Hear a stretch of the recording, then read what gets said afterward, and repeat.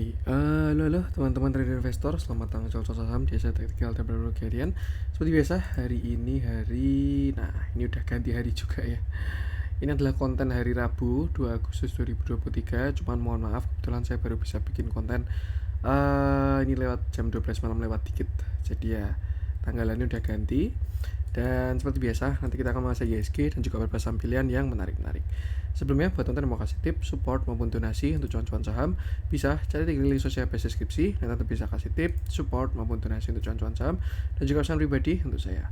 Terus buat teman-teman yang pertanyaan ketika saran, silahkan sampaikan aja, bisa via Instagram maupun komen YouTube, dan misal setiap pertanyaan teman-teman harus kasih jawab waktu.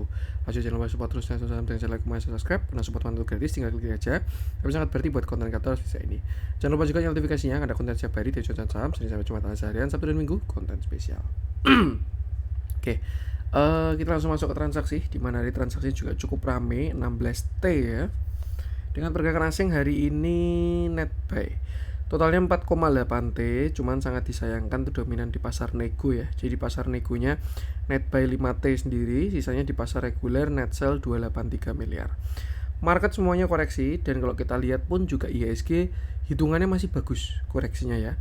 Kalau kita lihat Tokyo 2%, Hong Kong 2%, Singapura 1% lebih, IHSG ini cuma 0,4. Itu suatu yang bagus kalau menurut saya.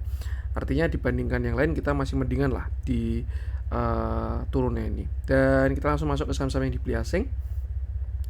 Yang pertama ada Medco 29 miliar, lalu Astra 29 miliar, Bank Mandiri 25 miliar, BTPS 16 miliar, Indosat 14 miliar, Bukalapak 12 miliar, BRMS 12 miliar, Bumi 11 miliar, Auto 9 miliar, BNGA 8 miliar, Java 8 miliar, Pegas 7 miliar, Unitractor 7 miliar, Alfamart 6 miliar, Mika 5 miliar, Tower 4 miliar, Esadur 4 miliar, BSDE 4 miliar, Derma 3 miliar, Inco 3 miliar, Cevin 2 miliar, dan Mapa 1 miliar. Kita masuk ke saham-saham jualan asing, ada Telkom 132 miliar, BBCA 96 miliar, Gudang Garam 83 miliar, Unilever 43 miliar, Antam 42 miliar, Akra 34 miliar, INDF 27 miliar, ICBP 23 miliar, Goto 22 miliar, MDKA 19 miliar, INKP 14 miliar, BBTN 14 miliar, SMGR 12 miliar, INTP 11 miliar, BPNI 11 miliar, KLPF 6 miliar, Adaro 6 miliar, Film 6 miliar, Cepin 5 miliar, BPR 5 miliar, MTEK 4 miliar, CTRA 3 miliar, dan Mitratel 2 miliar. Oke, kita langsung masuk ke analisa teknikalnya IHSG, yang mana kalau kita lihat kita sudah terkonfirmasi koreksi karena kita sudah punya structure lower high dan juga lower low seperti itu ya. Yang sebelumnya kita naik terus higher low higher high dan seterusnya, sekarang kita sudah punya high low lower high lower low. Artinya sudah ada konfirmasi IHSG untuk terkoreksi terlebih dahulu. Cuman satu hal yang perlu kita perhatikan ya, di mana besok akan ada support itu di sekitar 6830 sampai area 6800. Dan itu pun juga area low sebelumnya, jadi kita bisa gunakan untuk breakdown structure alias konfirmasi perubahan strukturnya juga. Kalau misalkan dari tren udah berubah, tapi ini untuk konfirmasi untuk retracement lebih dalam. Seperti itu. Nah, kalau misalkan besok ada rebound sih mungkin bisa buat atur-atur porsi, atau setidaknya kita perhatikan dulu konsolidasinya. Karena ya kalau kita lihat ya, dengan asumsi ini IHSG masih sideways, maka downside-nya tuh masih sangat dalam. Artinya penurunan hari-hari ini, 2 hari ke belakang, 3 hari ke belakang ini, penurunan ini baru aja dimulai ya, bukan udah selesai, bukan baru dekat bottom, enggak, tapi baru aja dimulai seperti itu. Dan ya, kalau memang dia masih mau melanjutkan sideways-nya, maka downside-nya pun juga masih cukup dalam seperti itu. Jadi ya perbanyak cash dulu aja, TS saham-saham yang udah dalam kondisi cuan, dan juga pasang stop loss untuk saham-saham yang baru entry seperti itu. Perhatikan besok di support 6800, most likely sih harusnya ada rebound dulu besok. Itu kalau menurut saya ya. Besok kalau misalkan kena support, aturan sih mungkin Kamis atau Jumat ada rebound dulu. Dan perkara nanti dia mau lower low lagi atau ternyata rebound terus breakout ke atas juga bisa kita lihat lagi. Cuman yang jelas di area support bisa kita pantau di 6830. Gunanya untuk atur-atur porsi di plan-plan yang sudah gagal seperti itu. Dan penting sama, selalu gunakan area tadi, dan jangan lupa selalu batasi resiko. Oke, kita langsung masuk berapa saham pilihan. Kita mulai dari yang dijualin asing dulu aja. Kita cari yang ada spread. Saya pengen bahas Gudang Garam.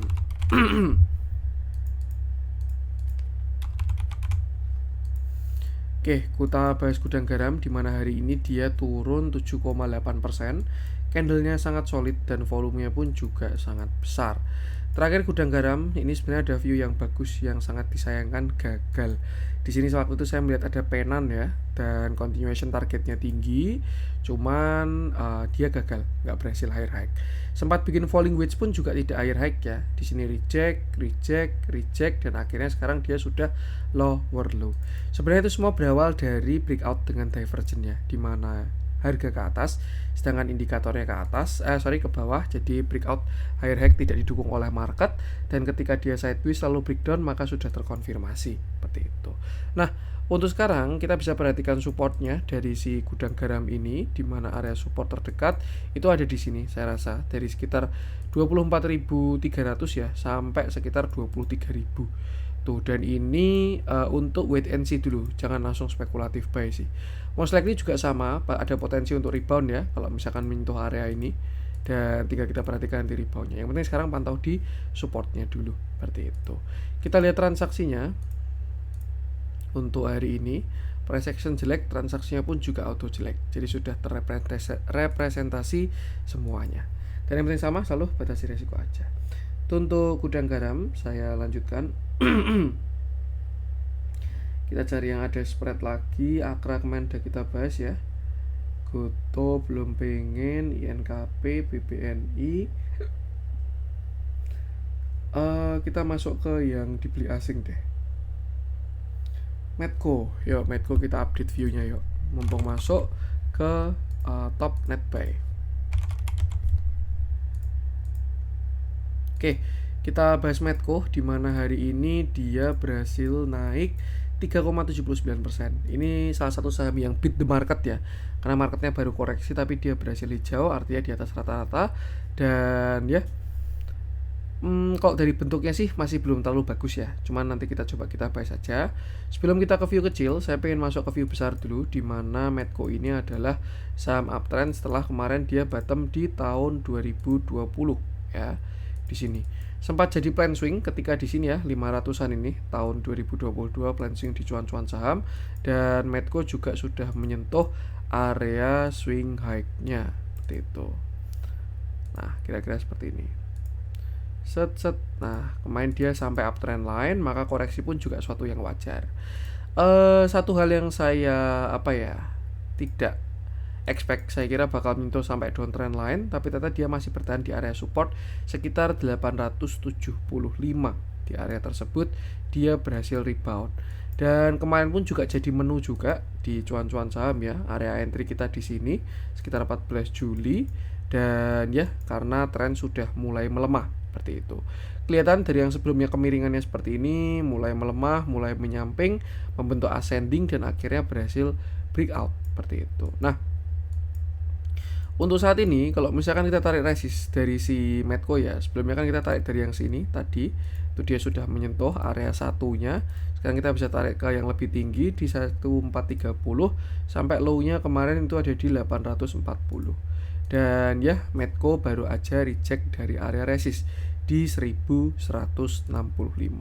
Terakhir setupnya falling wedge, cuman kalau kita lihat sekarang sepertinya bakal muncul setup baru, dimana kalau kita agak imajinatif ya, ini Medco berpotensi membentuk yang namanya inverted head and shoulder, dimana ini shoulder kiri, lalu ini headnya, dan ini calon shoulder kanan seperti itu.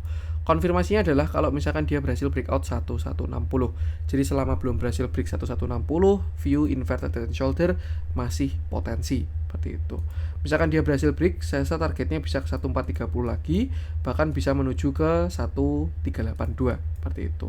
Tapi kalau misalkan besok dia membentuk lower high lalu melemah jebol 1000, maka inverted head and shoulder-nya gagal, dan support terdekat masih di area 950 seperti itu. Artinya untuk sekarang kalau teman-teman punya barang bisa TS agak tinggi di atas 1000 ya, di bawah 1000. Tapi kalau belum punya barang bisa wait and see dulu, kita perhatikan lagi konsolidasinya. Karena kalau dia berhasil inverted head and shoulder, saya rasa pun juga bakal cakep banget. Untuk support 1 kita bisa menggunakan di area 1000 sampai 1030. Sedangkan support 2-nya ini kalau menurut saya yang kuat masih di support 2 ya, di area 950. Seperti itu. Sedangkan resist bisa gunakan tadi yang saya sebutkan. Kita lihat dalamnya, price action bagus, transaksi pun juga auto bagus, momentumnya cakep, dan respon MA20. Tren menengahnya sudah mulai menguat, tinggal kita perhatikan area tadi. Dan yang penting sama, selalu batasi resiko aja.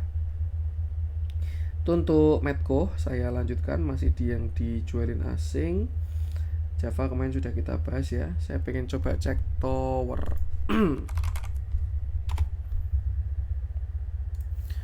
Oke, kita bahas tower. Ini juga kemarin sempat kita bahas ya, dimana ini dia turun 4,41%.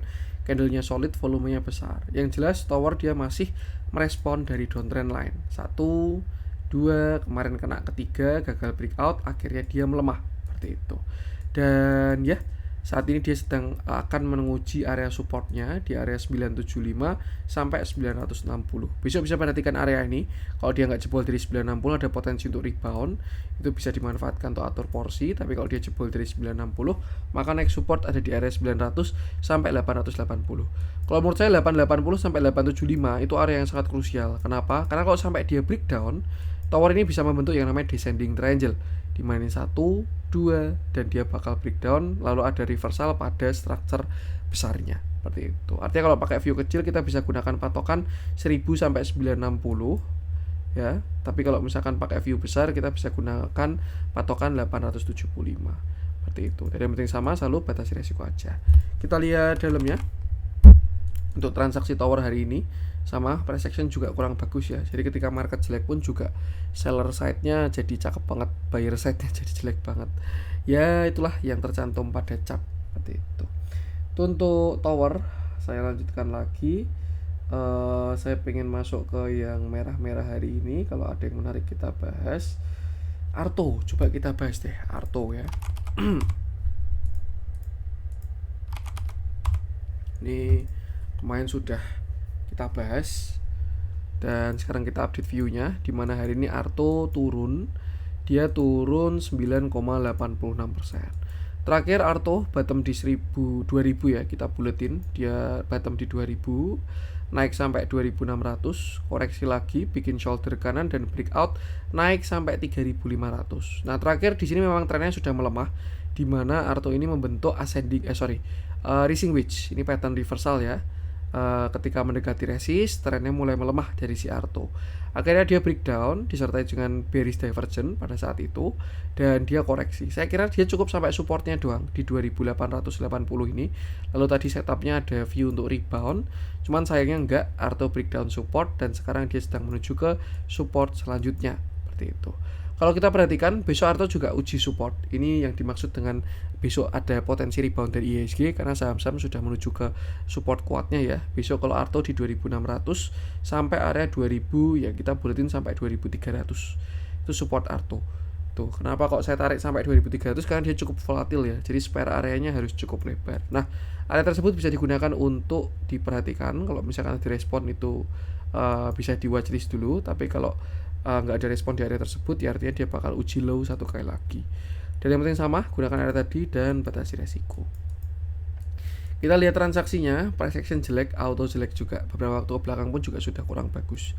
Jadi memang dia sedang minta koreksi dulu seperti itu. Untuk Arto kita lanjutkan. Saya pengen lanjut masuk ke yang hijau-hijau hari ini. Ya most likely yang bertahan sih saham-saham small cap, saham-saham IPO yang korelasinya dengan market belum terlalu kuat dan kurang ada yang menarik untuk dibahas. Jadi mungkin sepertinya itu dulu aja. Ini juga saya baru bisa ngupload agak malam. Intinya mohon maaf kalau ada kurang dari saya dan semoga bermanfaat.